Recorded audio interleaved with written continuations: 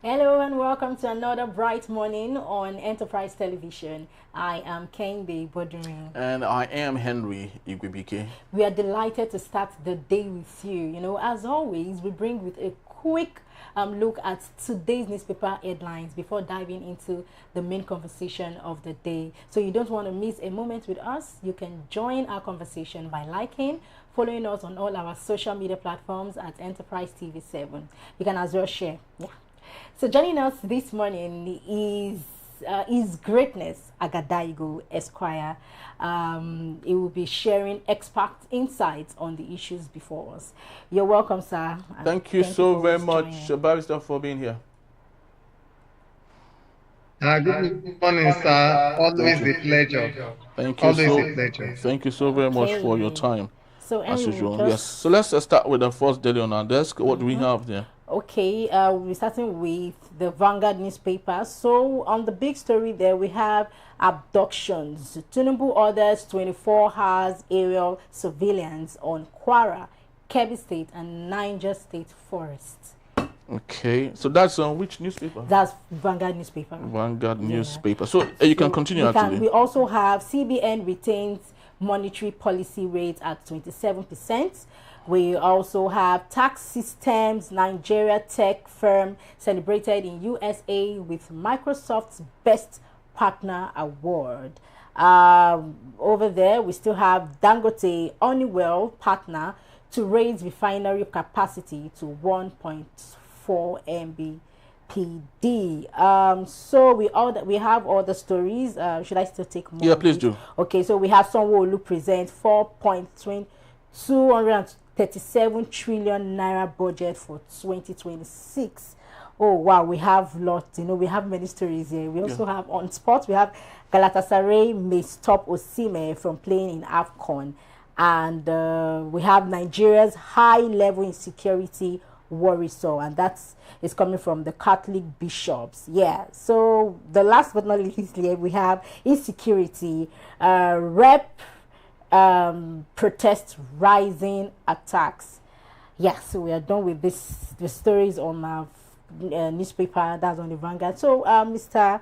Barrister, His Greatness, I would like to start with this question, and let's look at the big story there on the Vanguard newspaper, which is Tinubu orders 24 hours aerial surveillance on Kwara State, Kebbi State, Niger State, and Niger State Forest. We know what has been going on in this state, and it has really been worrisome.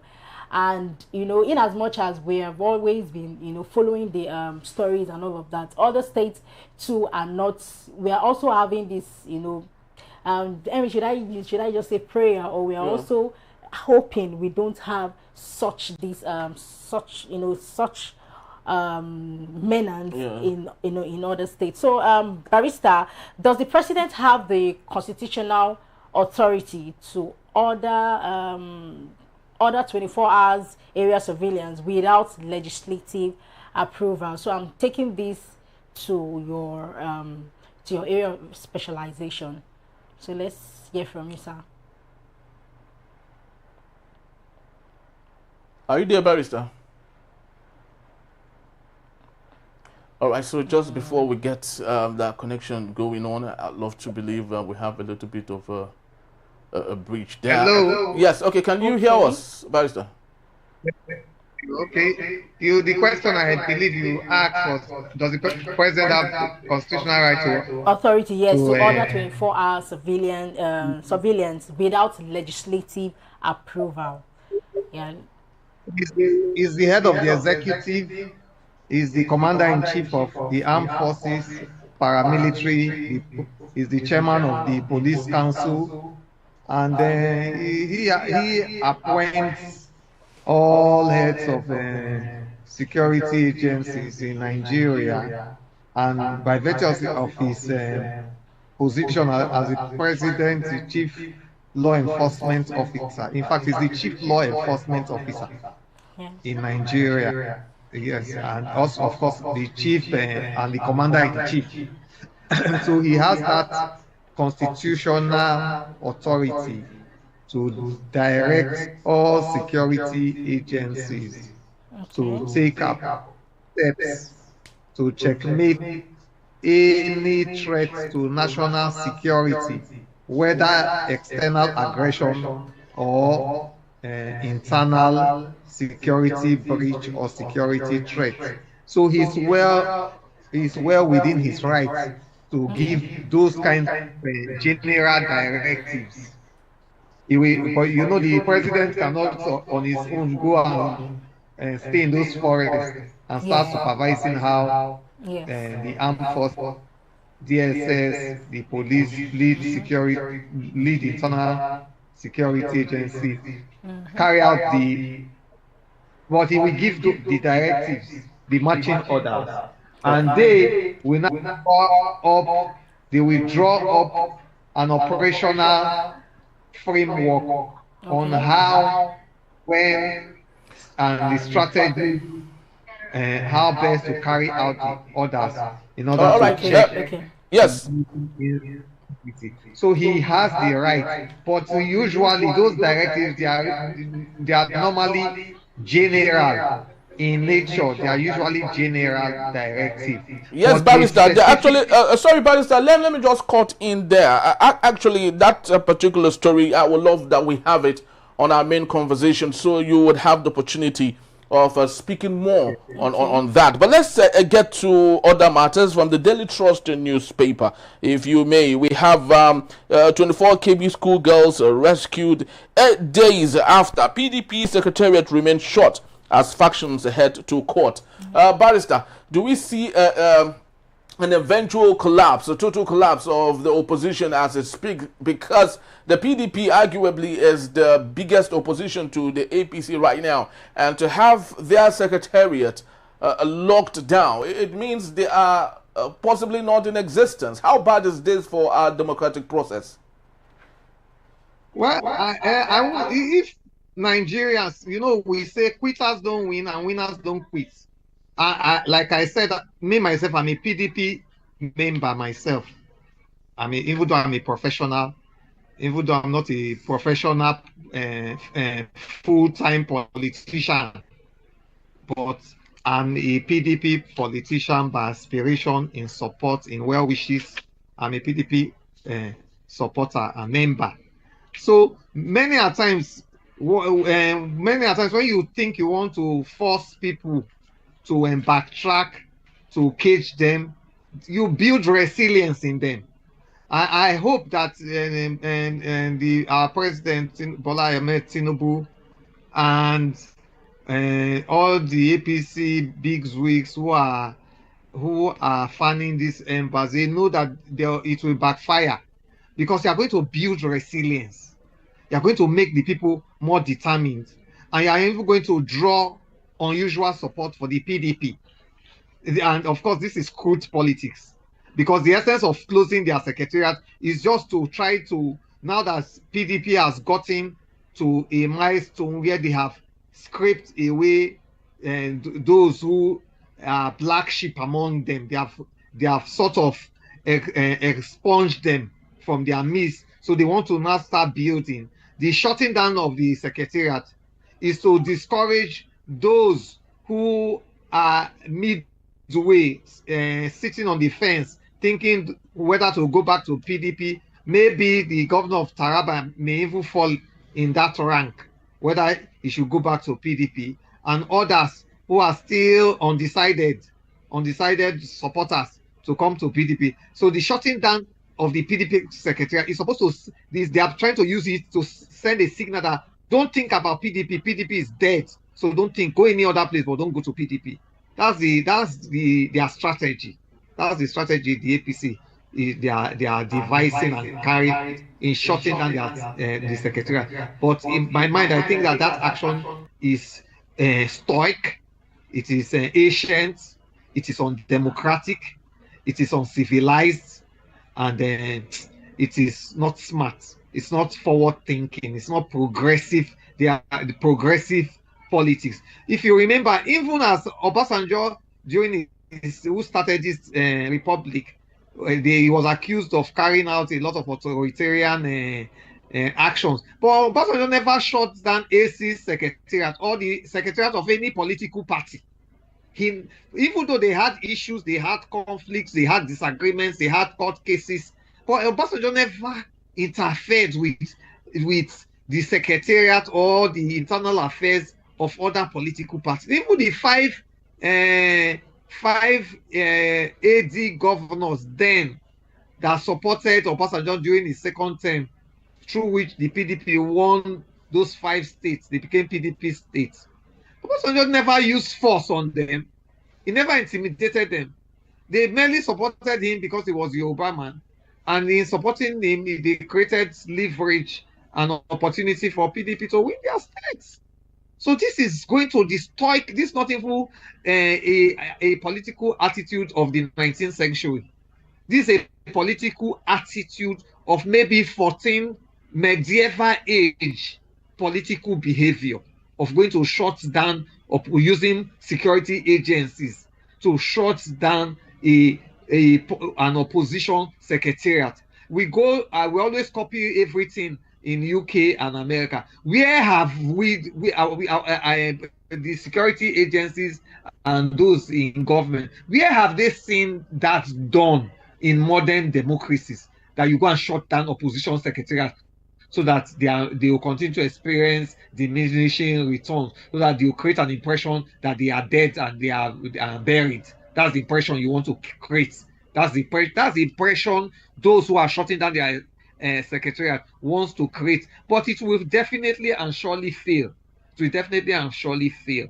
And since we have a new helmsman in the INEC, what I expect the INEC chairman, because INEC is not just an electoral umpire, it's also the protector, the chief protector of our democratic dispensation.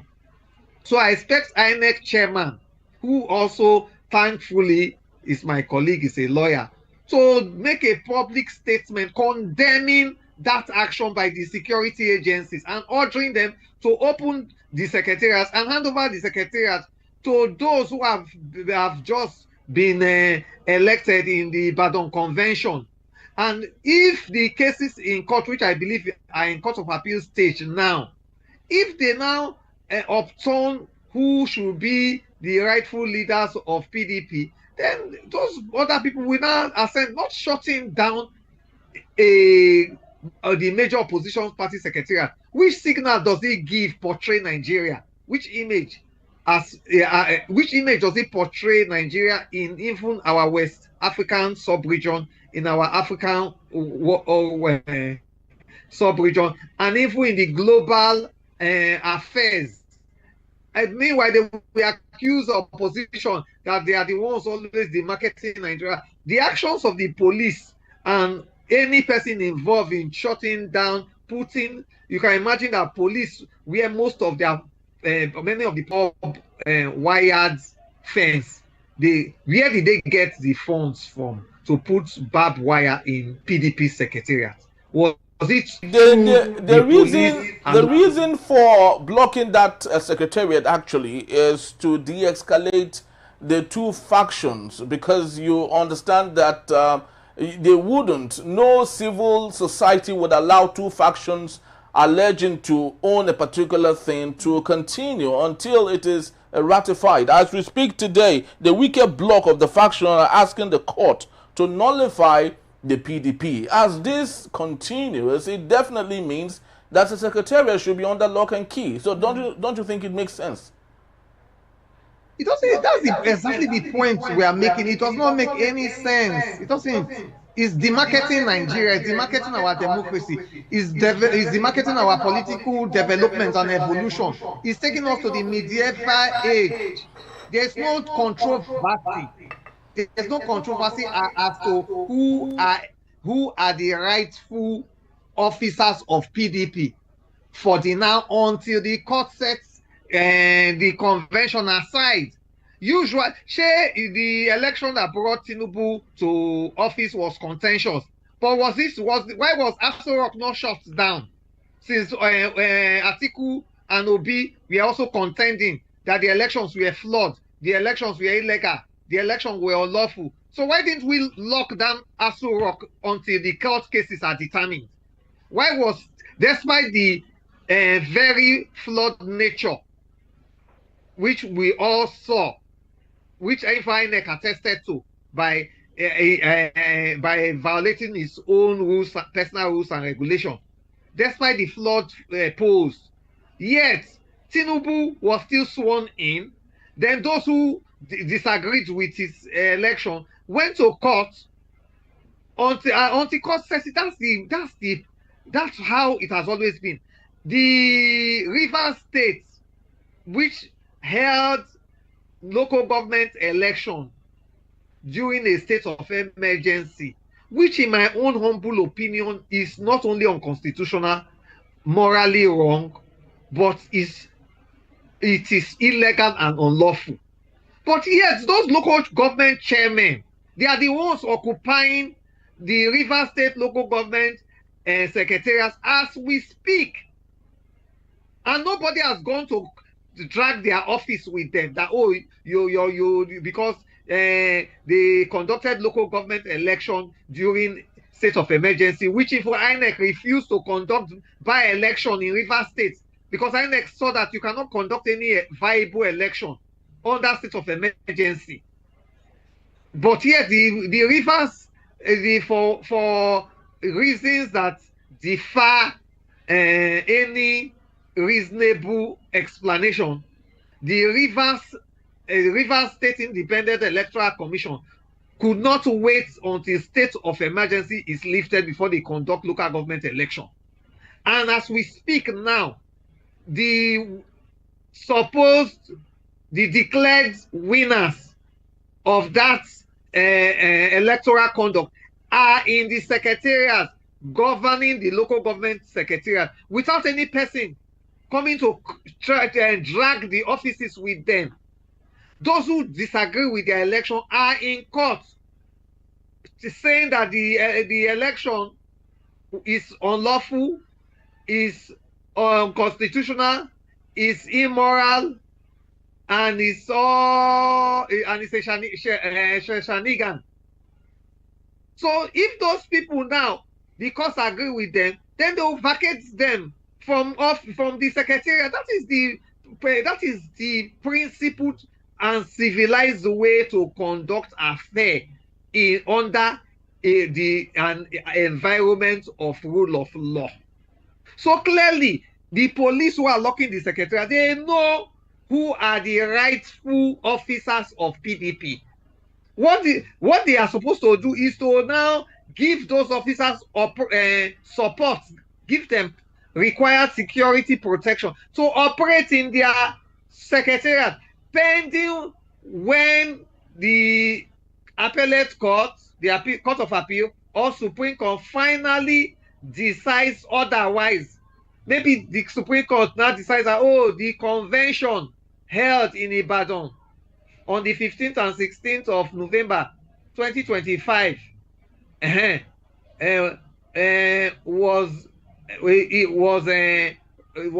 a null and void. Then you do not leave. That's the responsible way now. That is law and rule of law. That's law and order. But for the police to stop those people from operating in secretariat, that is selective justice. That's selective application of the law as we know it, and it is wrong. It is uncivilized. It is uncivilized. Things ought to be done the way they should be done. These are the real things that give Nigeria positive image in the eyes of the global world.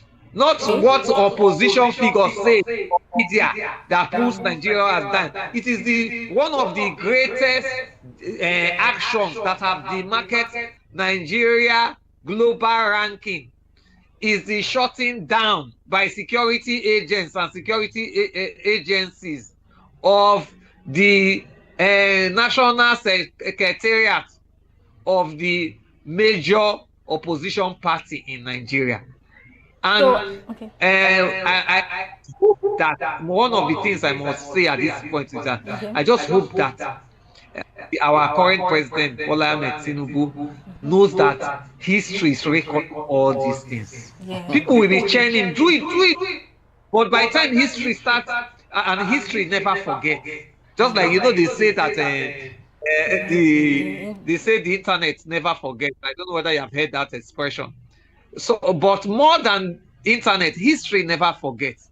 When the history will now start railing all the negative vices, all the negative legacies that came out of your administration, what you'll be saying at that stage is, had I known, had I known. So So could you prolonged closure lead to be legal conscious. sanctions against the party? Did you get I that? didn't get the question, please. Okay, I'm asking, Come again. could prolonged closure lead to legal sanctions against the party? Can we have?